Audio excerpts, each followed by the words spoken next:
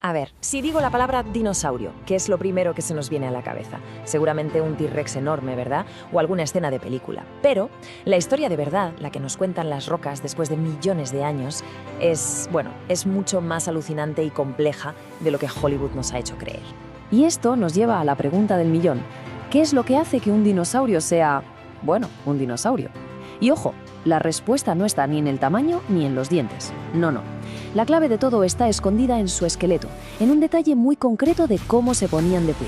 Un detalle que les dio una ventaja brutal sobre los demás reptiles de su época. Así que en este recorrido vamos a ver todo esto. Primero, desmontaremos el propio nombre. Luego nos asombraremos con su diversidad. Después veremos cómo los descubrimos. Presenciaremos su final catastrófico y para terminar, la gran sorpresa, el secreto de los que sobrevivieron. Venga, pues vamos a ello. Empezamos por el principio de todo, el nombre. Pues resulta que en 1842, un paleontólogo llamado Richard Owen se inventó la palabra dinosauria. Viene del griego y significa, literalmente, lagarto terrible. Suena genial, ¿eh? El problema es que, aunque impactante, el nombre no es del todo correcto. Porque, en realidad, los dinosaurios no eran lagartos. Para nada. Eran un grupo de reptiles totalmente aparte. Entonces, ¿qué los hacía diferentes? Pues mirad, la clave está en las patas.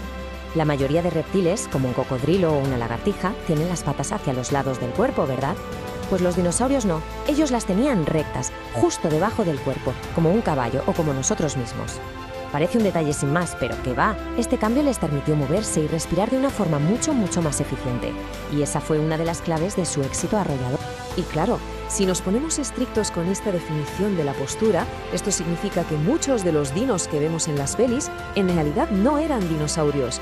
Ojo con esto, ni los pterosaurios que volaban, ni los mosasaurios del mar, ni siquiera el famoso dimetrodón, ese de la aleta en la espalda.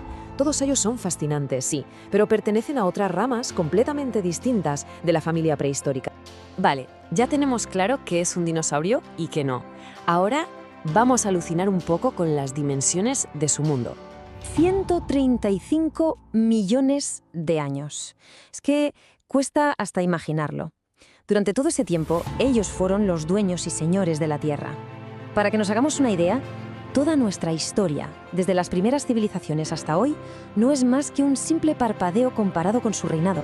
Y no pensemos que eran todos iguales. Para nada. La diversidad era simplemente brutal. A día de hoy, los paleontólogos han descrito más de 1000 especies diferentes. Y la cifra no para de crecer, porque cada año se encuentran fósiles nuevos. Esto también nos sirve para romper otro mito, el de que todos los dinosaurios eran gigantes. A ver, ¿que los había enormes? Claro que sí. Ahí tenemos al Argentinosaurus, una auténtica mole de hasta 100.000 kilos. Pero al mismo tiempo existía el Anchiornis, que pesaba 110 gramos. Vamos, que era del tamaño de una paloma. Y lógicamente esta variedad de tamaños se reflejaba en sus dietas. Había de todo. Herbívoros gigantescos que se pasaban el día comiendo, carnívoros, superágiles, omnívoros que comían lo que pillaban, básicamente ocuparon casi cualquier papel posible en los ecosistemas terrestres de su época. Muy bien, pero ¿cómo es que sabemos todo esto? Porque claro, nadie estaba allí para verlo. Pues la historia de cómo los descubrimos es casi tan increíble como la de los propios animales. Todo este conocimiento se ha ido construyendo poco a poco. Pensemos que todo arranca en el siglo XIX, cuando se describe el primer Megalosaurus y, como ya hemos visto, se inventa la palabra dinosaurio.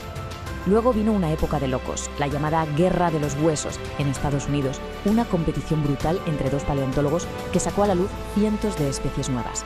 Pero el gran cambio de mentalidad, el clic, llegó en los años 60. Fue el renacimiento de los dinosaurios, el momento en que dejamos de verlos como reptiles lentos y torpes y empezamos a imaginarlos como los animales ágiles y dinámicos que eran. Pero después de un dominio tan largo, todo se acabó. Y se acabó de forma repentina y tremendamente violenta. Nos vamos hace 66 millones de años. Un evento cataclísmico, la extinción masiva del Cretácico-Paleógeno, barre el planeta, pone punto y final a la era mesozoica y con ella al destino de la inmensa mayoría de los dinosaurios. La teoría que más fuerza tiene habla de un visitante del espacio. Un asteroide de unos 10 kilómetros de diámetro, imagínate, se estrella contra la Tierra, en lo que hoy es la península de Yucatán. El impacto fue tan bestial que levantó una nube de polvo y escombros que tapó el sol durante años. ¿Y qué pasa si no hay sol?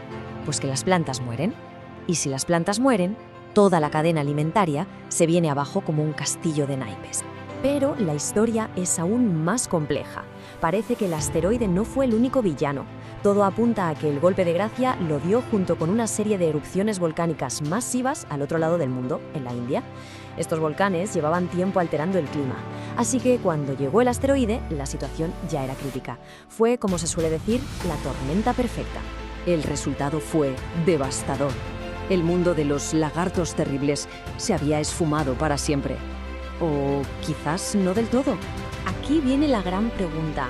¿De verdad se extinguieron todos? Pues la respuesta, y esto es lo más increíble de toda esa historia, es que no. Hubo un linaje que no solo consiguió sobrevivir a la catástrofe, sino que después prosperó. Y a día de hoy, los tenemos entre nosotros, por todas partes. La ciencia lo tiene clarísimo. Hay un montón de pruebas que conectan directamente a las aves de hoy en día con un grupo concreto de dinosaurios, los terópodos. Es que comparten un montón de cosas, desde huesos específicos como la fúrcula, que es el huesito ese de la suerte del pollo, hasta la presencia de plumas, la costumbre de anidar y cuidar de las crías, e incluso un sistema respiratorio súper avanzado que es prácticamente idéntico. Por todo esto, el consenso científico es rotundo. Las aves no es que desciendan de los dinosaurios, es que para la biología, las aves son dinosaurios, el único grupo que logró superar la extinción y llegar hasta hoy. Así que, para ser precisos, hoy los científicos dividen a los dinosaurios en dos grupos. Por un lado, los dinosaurios no avianos, que son todos los que desaparecieron en la gran extinción, y por otro, los dinosaurios avianos, que es simplemente la forma técnica de llamar a las aves. Con todo esto en mente, la próxima vez que veamos una paloma picoteando en la acera o un gorrión en un parque, la cosa cambia, ¿no? La pregunta es, ¿qué estamos viendo realmente? ¿Es solo un pájaro? ¿O es el heredero directo, el último eco, de un imperio que dominó nuestro planeta durante 135 millones de años?